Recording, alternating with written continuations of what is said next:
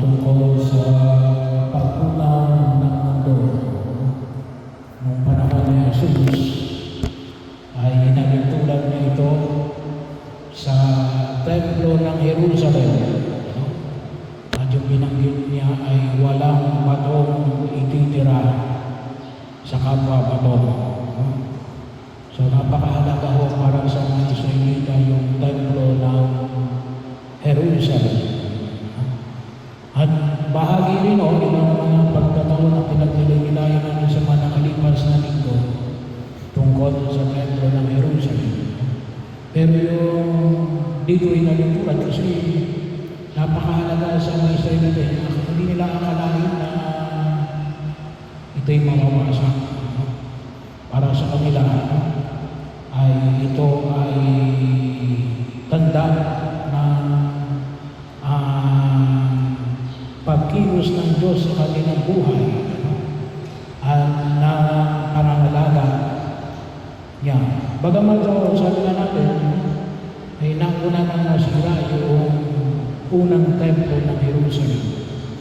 Pero yung hamon ay pinamamanik ng mga may kapal ay makita natin tumutukoy sa katapusan ng daigdig. So, may ilang mga paalala na kung saan ay makita natin huwag kayong agad maniniwala. So, kung inyo pong babalaglasin, sabi na natin, kasi yung unang pagbasa ay tungkol kay Nebuchadnezzar. Kung tutusin, yung unang templo ng Jerusalem ay nasira noong panahon ni Nebuchadnezzar.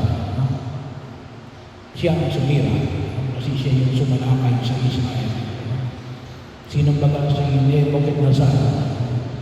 Siya po ay hari ng Babylon. Kaya may tinatawag tayong Babylonian exile. Kasi nung kanyang sinakop, ang tinatawag natin ngayon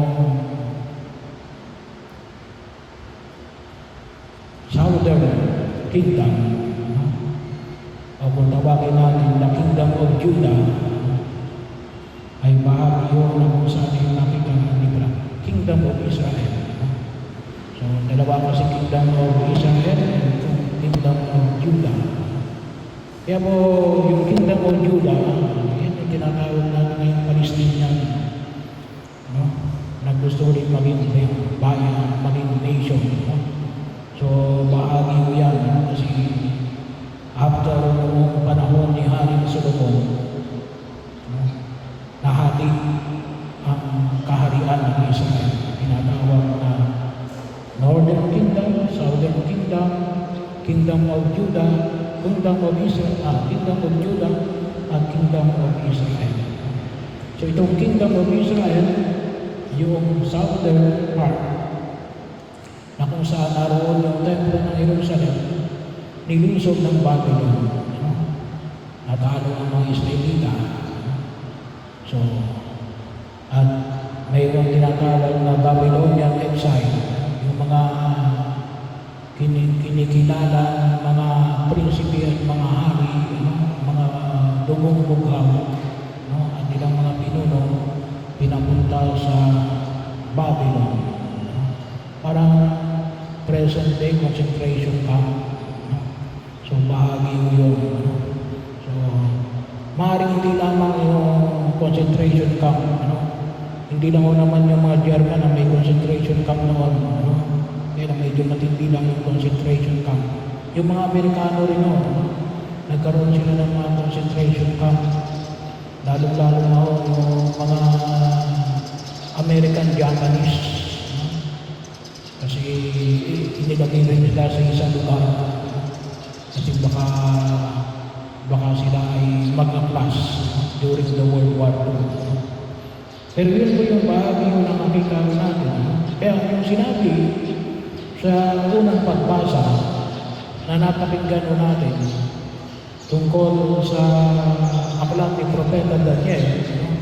Kasi bakit nandun si Daniel? Isa dito sa mga propeta na nakalagay doon sa Babylonian exile.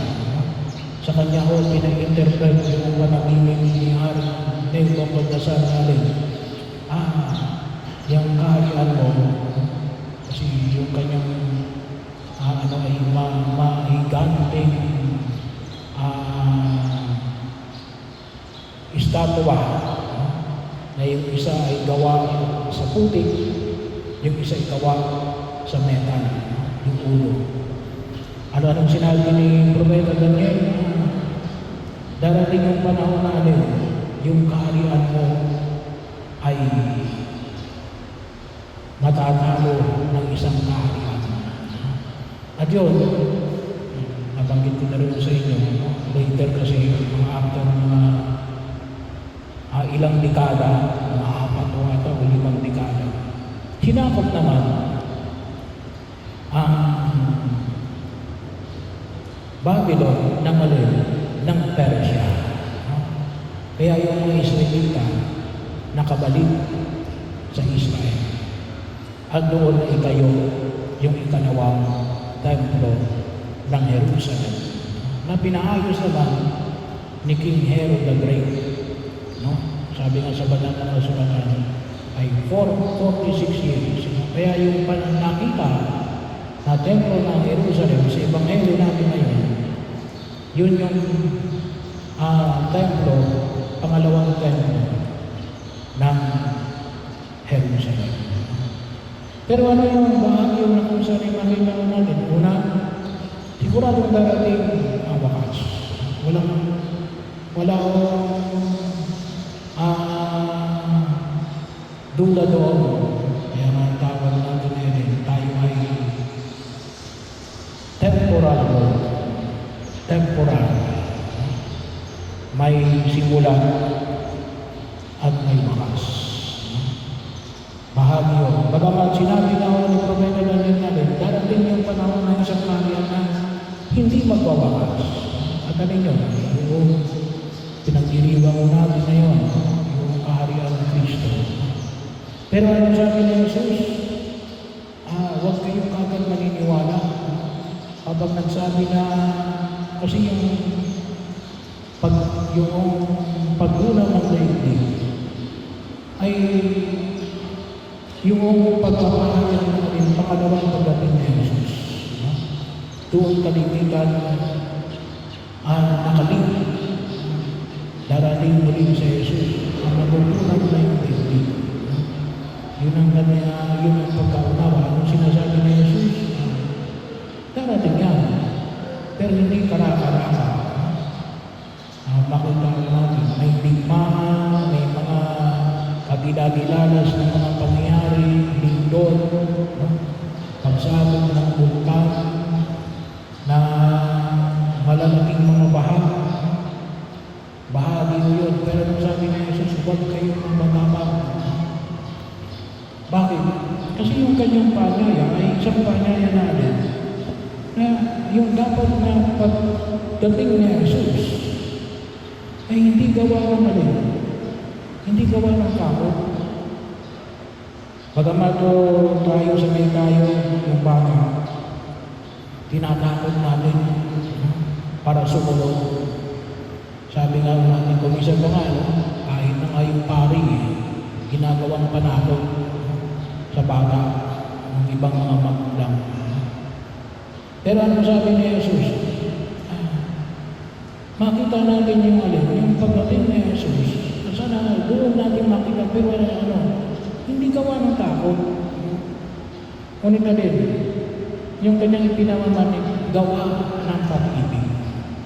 Kasi ito yung bagong kaharian. Kaya pwede siguro masabi natin na yung mga ito susunod kapag may takot. Nakita natin yan sa historia mismo natin. Anong sabi? Para maalis ang droga,